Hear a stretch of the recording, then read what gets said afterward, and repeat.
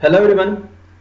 In previous class, we were discussing on chapter number 6 and in which we were also discussed on recruitment, in which we discussed on external source of recruitment and also discussing on internal sources.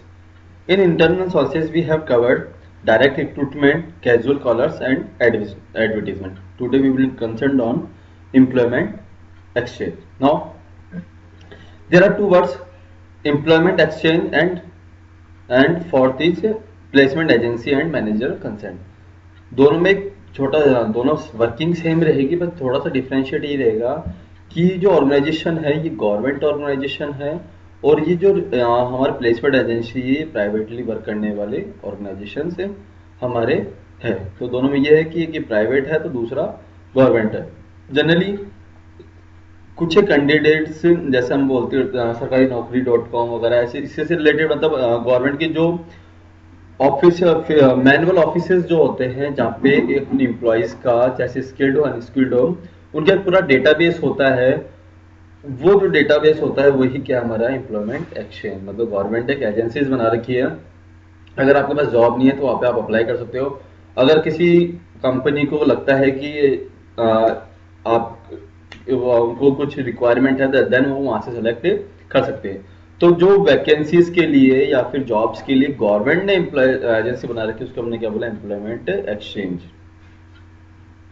Employment exchange done by the government are regarded as the good source of recruitment for unskilled and skilled operative jobs। जैसी भी job होगी उस according हम उनका database वहां से select कर सकते हैं।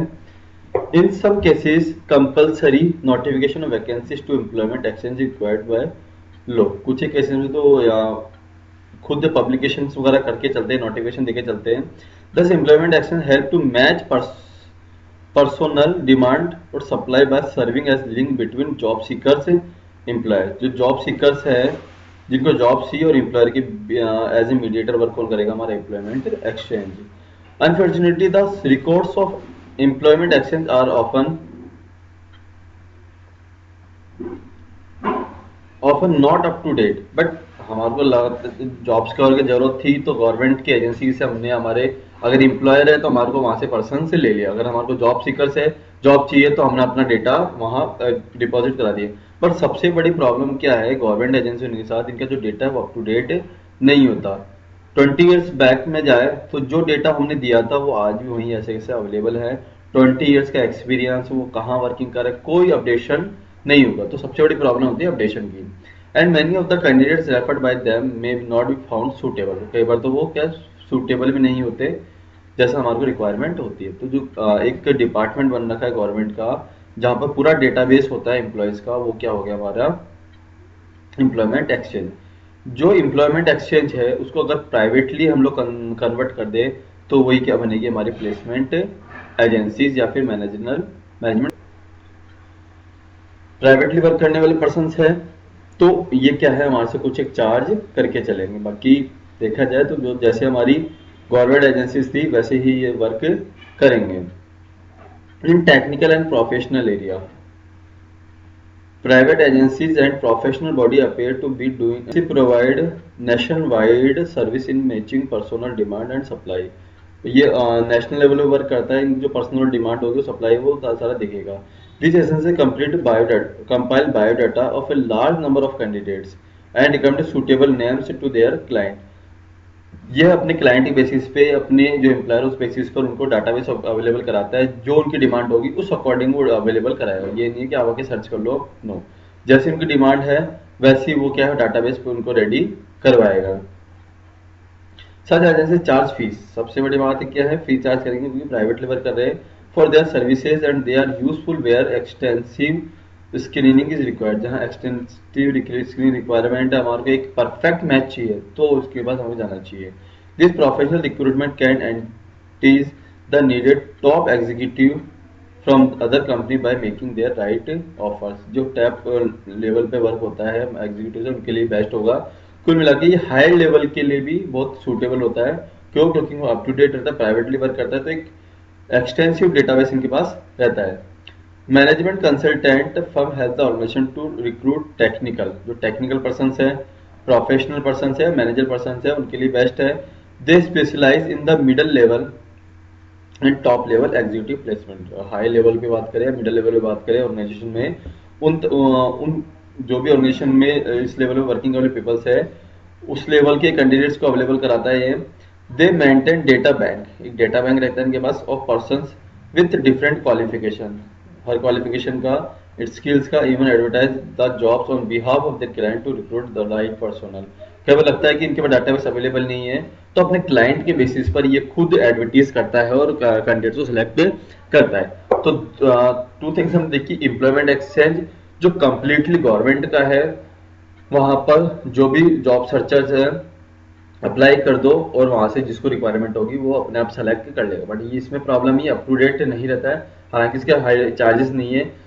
अगर इसको थोड़ा सा अपडेट करें तो हमारे क्या आगे प्लेसमेंट एजेंसीज या फिर मैनेजमेंट कंसल्टेंट जो कंप्लीटली प्राइवेट है, टेक्निकल प्रोफेशनल मैनेजर लेवल को अपॉइंट करवाता है अपने क्लाइंट के बेसिस पर, अपने जो भी एम्प्लॉयर बेसिस पर लोगों को अप्लाई करने के लिए कहता है या इनवाइट करता है। तो यहाँ पे तो हालांकि चार्जेस लगते हैं, बट हमारे जो एक परफेक्ट मैचिंग पर्सन चाहिए वो हमारा अवेलेबल हो जाता है। तो ये टू हो गए हमारे। नेक्स्ट है कैंपस रिक्रूटमेंट। कैंपस रिक्रूटमेंट जो कॉलेजेस वगैरह में बात करते हैं कि प्लेसमेंट एजेंसीज आएगी, वही हमारा क्या है, कैंपस रिक्रूटमेंट। जो अभी हालांकि एक्सपीरियंस पर्सन नहीं है, उनके पास केवल एजुकेशन है, अभी एक्सपीरियंस नहीं है, उन लोगों के लिए क्या है, बेस्ट है, जो कॉलेजेस वगैरह में होता है। जो कॉलेजेस हमारे हैं, इंस्टीट्यूशन है ऑफ मैनेजमेंट एंड टेक्नोलॉजिकल, जैसे हम कॉलेज इंजीनियरिंग वगैरह की बात करें, एमबीए वगैरह में बात करें, have become popular source of recruitment for technical professional managerial jobs, क्योंकि हम क्या है वहां से सीधे कॉलेज से हमको क्या है अपॉइंट कर लेते हैं। Many big organization maintain a close license with the university. जो बड़ी कंपनी जो डायरेक्ट एग्रीमेंट रखती है यूनिवर्सिटी से, वोकेशनल स्कूल से या मैनेजमेंट इंस्टीट्यूशन से, recruit qualified person for various job. कई बार तो ऐसा होता है कि जो बड़ी कंपनीज है वो सीधे सीधे कॉलेजेस वगैरह में जो हाईली स्कॉलर्स पर्सन होते हैं, हाईली प्रोफेशनल पर्सन होते हैं, जो एक ब्रेन होता है शार्प, उनको पूरी स्कॉलरशिप वो प्रोवाइड करते हैं, बट कंडीशन ये रखते हैं कि साहब आप हमारे यहाँ वर्किंग करेंगे। तो ये सारी चीजें क्या में आ गई, हमारी प्लेसमेंट में आ गई, हमारी किस में आ गई, कैंपस रिक्रूटमेंट में। Recruitment from education institution is well established practice for business. This is referred to as campus recruitment। जी कॉलेजेस वगैरह में जो चलता है वो हमारा कैंपस रिक्रूटमेंट। यहाँ पर हमारे एजुकेटेड या फिर एक शार्प ब्रेन पर्सन हमारे को अवेलेबल रहेंगे। Next is recommendation of employees. कई बार होता है कि हमारे जो एम्प्लॉयज वर्किंग है उनके थ्रू भी हम लोग क्या है वैकेंसीज फिल करते हैं। उनका रिलेटिव हो सकता है, विलेजर्स हो सकता है, एक्सवाइजेड कुछ भी हो, वो जो हमारे रिकमेंडेशन पे वर्क होगा वही क्या है, recommendation of employees. Applicant introduce present employee or their friends relative may prove to be a good source of recruitment. Such applicants are likely to be good employee because their background is sufficiently known। हम किसी के base पे ला रहे हैं, उसके reference पे ला रहे हैं, तो उसका ऑलरेडी हम बैकग्राउंड जानते हैं, तो हमारे को क्या ट्रस्ट रहेगा कि ये एक गुड पर्सन को ही हमारे अपॉइंट करवाएंगे। A type of preliminary screening take place, but फिर भी प्रिलिमिनरी स्क्रीनिंग करेंगे, हमको चेक तो करेंगे, because the present employee know both the company and the candidates and they would try to satisfy both। Preliminary screening के साथ करेंगे, but ये कि फिर भी हम चेकअप वगैरह करेंगे, क्योंकि जो एम्प्लॉयज है उसकी इमेज वगैरह देखनी पड़ेगी। यहाँ पर इसका बेनिफिट ये मिल सकता है कि हमारे ट्रस्ट है, दूसरा जो हमारे जिस एम्प्लॉय के बेसिस पे हुआ है तो उसमें भी कहीं ना कहीं लॉयल्टी आएगी, क्या मेरे एम्प्लॉयज मेरे रिलेटिव को इन्होंने अपॉइंट किया, तो जो एम्प्लॉयज के रिकमेंडेशन पे आएंगे वो हमारा 7th में आ गया रिकमेंडेशन ऑफ एम्प्लॉय। ये भी क्या है, एक्सटर्नल सोर्स हो गया। क्यों?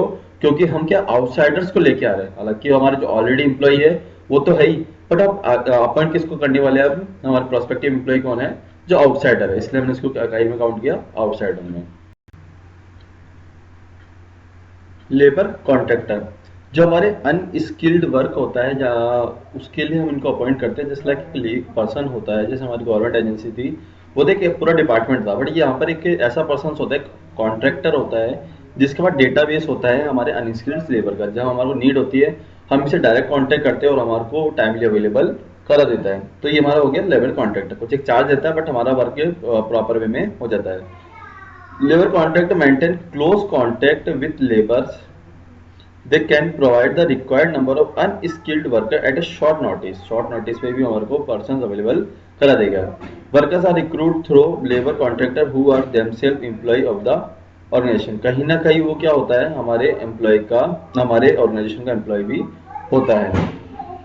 डिसएडवांटेज क्या है of this system are that if the contractor himself decide to leave, अगर खुद ने उसने ऑर्गेनाइजेशन लीव करने की सोची, देन अगर वो ऑर्गेनाइजेशन लीव करता है, the workers employed through him will follow suit. तो कहीं ना कहीं वो प्रॉब्लम क्रिएट करेंगे, कहीं ना कहीं लेफ्ट करेंगे। तो हमारे साथ ये सबसे बड़ी प्रॉब्लम है कि जो जिसको वो लेके आए उनको भी कहीं ना कहीं डिस्टर्ब करेगा। तो ये हमारे खुद हमारे सीधे सीधे एम्प्लॉय होता है जो हमारे सपोर्ट करता है, हमारे को शॉर्ट पीरियड में हमारे एम्प्लॉय प्रोवाइड कराता है।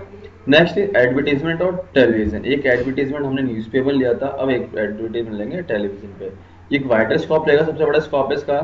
The practice of telecasting of vacant post over television is gaining important these days. The detail requirements of job and qualities required to be it is published along with the profile of organization where vacancies exist। जहाँ vacancies है उसे complete description देता है ये television पे, complete details दे सकता है। तो हमारे के नंबर ऑफ पर्सन अवेलेबल हो जाता है। जस्ट लाइक आर्मी की बात करें या फिर नेवी वाले की बात करें तो उनका इसलिए एडवर्टीजमेंट आता है क्योंकि कंप्लीट डिस्क्रिप्शन दे पाते हैं और नंबर ऑफ वैरायटी उनके पास अवेलेबल हो जाती है। तो ये क्या है, टेलीविजन से हमारा एक बहुत वाइडर रेंज हो गया। Next is web publishing. जो भी नेट पे हम लोग वर्किंग करेंगे सारा कार्य में आ गया वेब पब्लिशिंग में। Internet is the become common source of recruitment these day. There are certain websites especially designed and dedicated to for the purpose of providing information about both job seekers and job opening. In fact, websites are very commonly visited both the prospective employee and engaged searching for the suitable people. Just like सरकारी नौकरी.com या इससे related बहुत सारी sites है जहाँ पर पूरा database available होता है। हम अपना डेटा वहाँ प्रिपेयर करके, अगर हम लोग एप्लीकेंट है, डेटा प्रिपेयर करके वहाँ पे अपलोड कर देंगे, जो भी कंपनीज होगी वो उस पर सर्च करेगी और अगर हम सूटेबल रहेंगे देन वो अपॉइंट कर लेगी। तो जो इंटरनेट पे वर्किंग हो रही है वो हमारा क्या होगा, वेब पब्लिशिंग। तो हमारे ये जो टॉपिक कंप्लीट हुए ये क्या थे हमारे एक्सटर्नल सोर्सेज, जहां हमने स्टार्टिंग की थी हमारे डायरेक्ट रिक्रूटमेंट में। जो हमारे अनस्किल्ड लेबर को हम लेके आए थे फैक्ट्री गेट पर, ऑफिस गेट पर एक नोटिस के थ्रू। कैजुअल कॉलर जो ऑलरेडी डेटाबेस हमारे पास रेडी था। एडवर्टीजमेंट यहाँ न्यूज़पेपर की बात की थी। एम्प्लॉयमेंट एक्सचेंज, गवर्नमेंट डिपार्टमेंट और प्लेसमेंट एजेंसी प्राइवेटली, जो इनके पास एक पूरा डेटाबेस रेडी रहता है।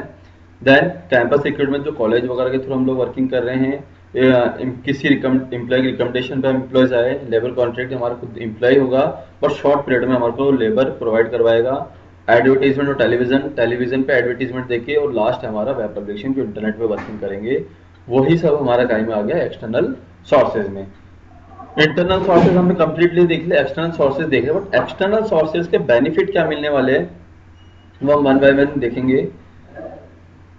Merits of external sources. The advantage of using external source of recruitment are as follow. Qualified personnel, हमारे पे नंबर वाइड रेंज मिल जाएगी, वेराइटी मिल जाएगी। By using external source of recruitment the management can attract qualified and trained people to apply match vacant job in organization. जो qualified personnel है वो हमारे मिल जाएगा क्योंकि हमारे पास क्या है, लेंथ हो गई, वाइड वैरायटी रह गई, वाइडर चॉइस वाइडर है हमारे पास।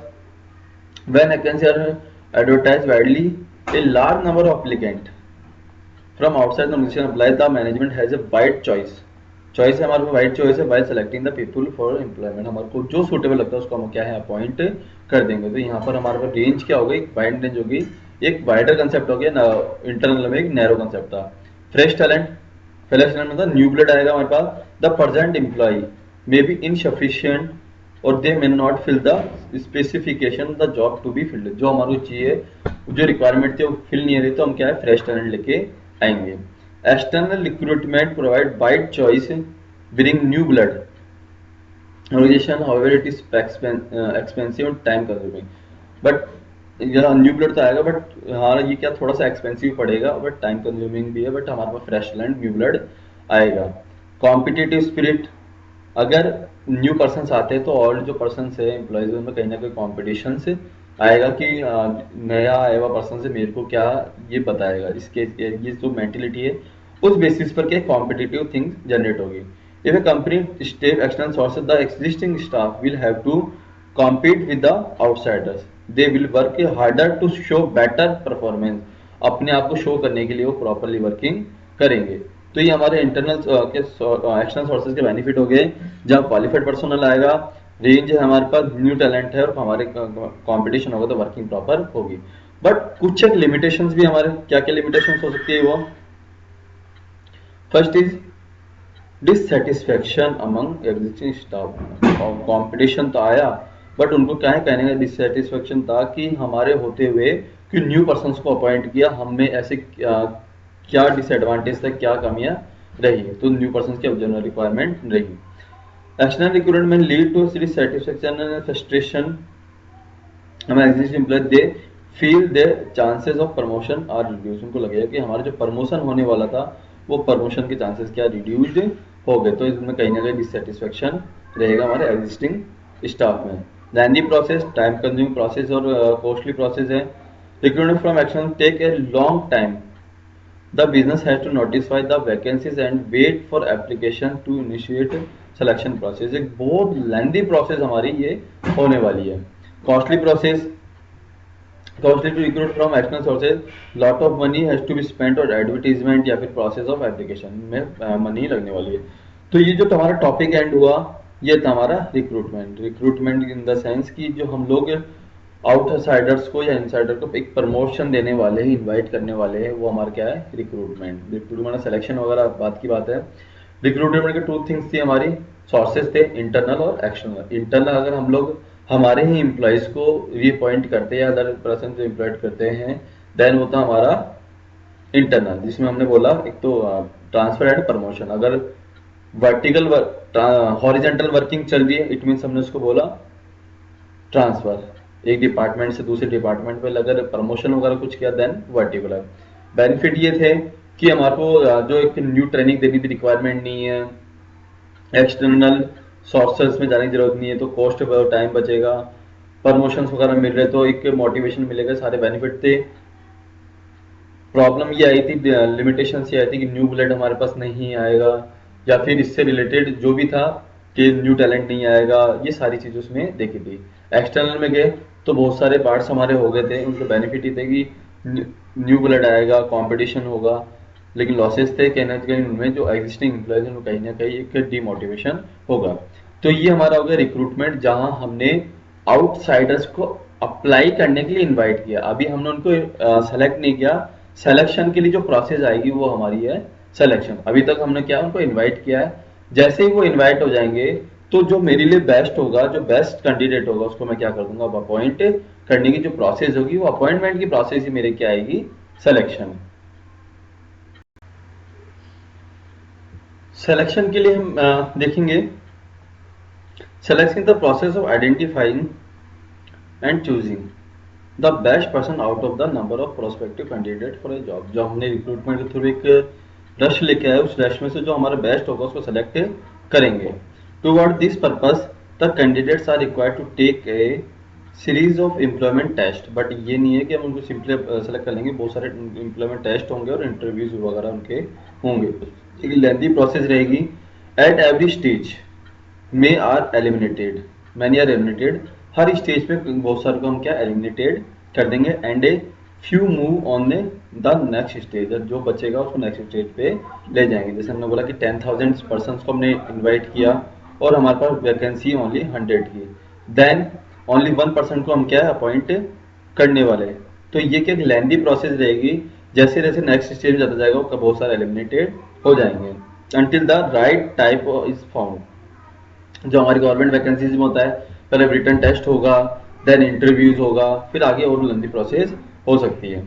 द प्रोसेस में start right from the screening of the application. Screening जो प्राइमरी स्क्रीनिंग होती है, प्राइमरी टेस्ट होता है, वो हमारा स्क्रीनिंग में आ गया कि ये एक्चुअल में हमारे उस केबल में है नहीं है, जैसे हमने बोला हमारे को एक सीए लेवल सीएस लेवल का पर्सन चाहिए और इंजीनियर आया, तो हमने उसको पहले ही क्या है एलिमिनेट कर दिया, प्राइमरी स्क्रीनिंग में रिजेक्ट कर दिया, क्योंकि हमारे को उसकी नीड नहीं है।